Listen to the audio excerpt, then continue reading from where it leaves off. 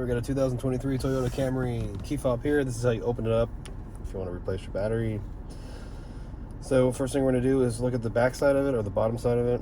There's a sliding button right here. I'm going to slide it over to the right, hold it, and remove the emergency key, okay? And you can let go of that. Now if we look in here, there is a slot for the emergency key that goes this way. There's another slot that goes this way right here. We're going to put the screwdriver in that slot. It doesn't go very far in. And we're going to put it in there and give it a twist. You can see how it opens up the remote.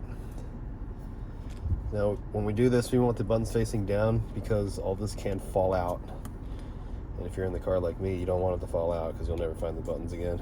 But you want to hold on to the remote like this. So this can come out, all the buttons can fall out. And you're going to get your screwdriver, and there's a little slot right here. We're going to use the screwdriver and pry out the battery. Just be careful and gentle. Get it out, show you what size it is. It is a CR2032 battery. Positive sign facing out towards us where we can read it. Put it in the top first, these little guys right here. Hold it in like that, and then we snap it in, okay?